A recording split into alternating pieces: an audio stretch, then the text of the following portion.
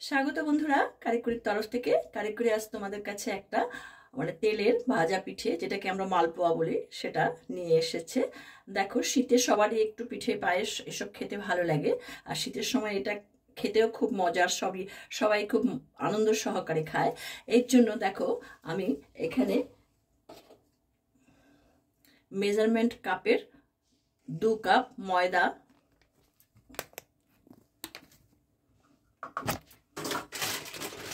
2 cup ময়দা আমি ভালো করে এতে চেলে নিচ্ছি। ময়দাটা আমার চালা হয়ে গেছে। এবার এর সঙ্গে আমি কিছুটা সুজি দেব। মেজারমেন্ট কাপের 1/2 কাপ সুজি আমি এর মধ্যে দিয়ে দিচ্ছি।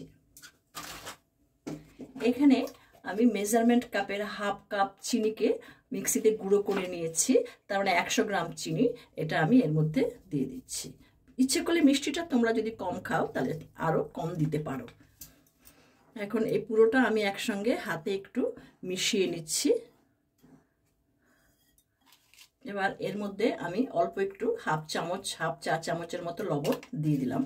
লবণটা নাও দিতে পারো, কিন্তু লবণটা দিলে তোমার পিঠেটার স্বাদটা ভালো হয়। এখন এটাকে আমি কিছুটা দুধ কিছুটা জল দুটো দিয়ে একসঙ্গে করব। তোমরা ইচ্ছে করলে শুধু জল অথবা শুধু দুধ দিয়েও এই গোলাটা তৈরি করতে পারো। এখন আমি এতে এই কাপের 1 কাপ, বড় কাপের 1 কাপ জল প্রথমে দিয়ে দিচ্ছি। তারপরে এই সেম কাপেরই 1/2 কাপ দুধ আমি এর সঙ্গে দিয়ে দিলাম। এবার এটাকে আমি ভালোভাবে মিশিয়ে নিচ্ছি। দেখো, এটাকে আমার ভালোভাবে মিশিয়ে নিতে হবে,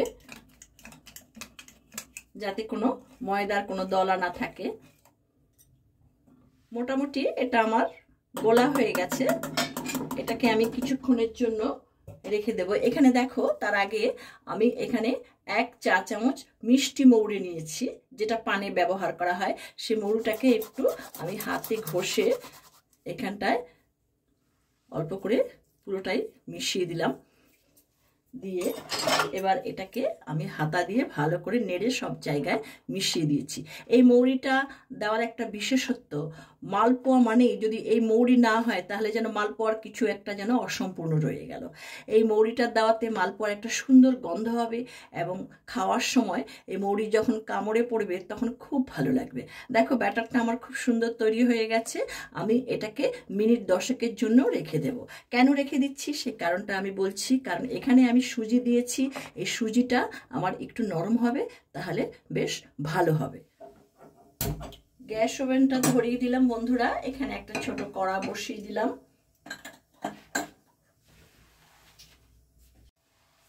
কড়াতে এবার আমি বেশ খানিকটা সাদা তেল দিয়ে দিচ্ছি। তেলটা আমার বেশ গরম হবে, অন্তত মিনিট 3-4 লাগবে তেলটা গরম হতে। দেখো বন্ধুরা, তেলটা আমার ফুটে গেছে, আর ব্যাটারটা দেখো বেশ গাঢ় করে একটা ব্যাটার হয়েছে, সুজিটা ফুলে। এবার এর মধ্যে আমি এটা দিয়ে দিচ্ছি।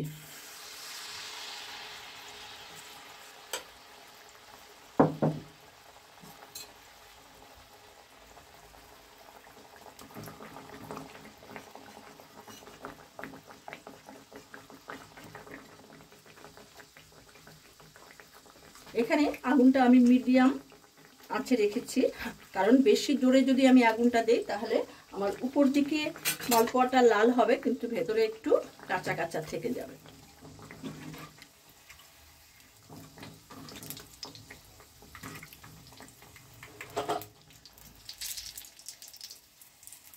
দেখো, খুব সুন্দর ভাজা হয়েছে। এবার আমি এটা এরকম জায়গায় রেখে দিচ্ছি। আবার আরেকটা আমি তোমাদের দিয়ে দেখাচ্ছি।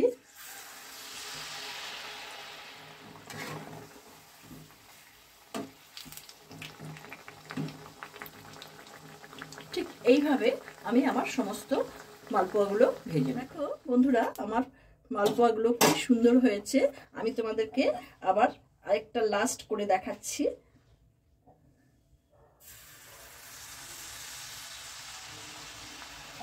আগুনটা মিডিয়ামেই রাখতে হবে।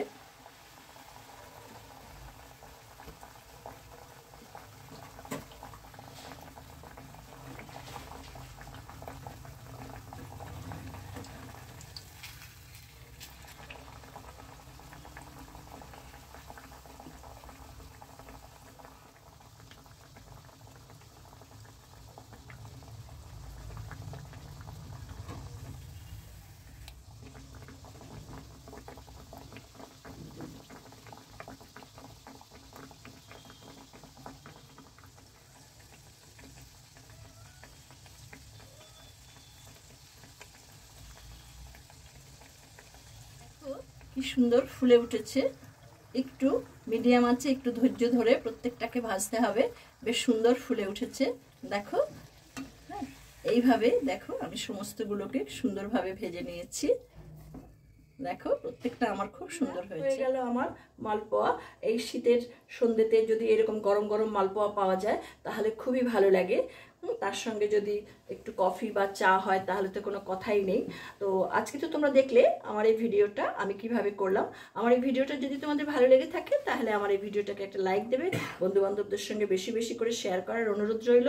আর যে সমস্ত বন্ধুরা আমার এই চ্যানেলটিতে নতুন, আমার এই চ্যানেলটিকে এখনো পর্যন্ত সাবস্ক্রাইব করনি, তাদের কাছে আমার একান্ত অনুরোধ রইল চ্যানেলটিকে সাবস্ক্রাইব করে বেল আইকনের অল অপশনটিকে তোমরা প্রেস করবে, তাহলে আমার পরবর্তী সমস্ত নোটিফিকেশন তোমাদের কাছে সবার আগে চলে যাবে। আর তোমরা দেখতে থাকো কারিকুরি আগামী দিন তোমাদের জন্য কি নিয়ে আসে। তোমরা ভালো থেকো, সুস্থ থেকো, ধন্যবাদ।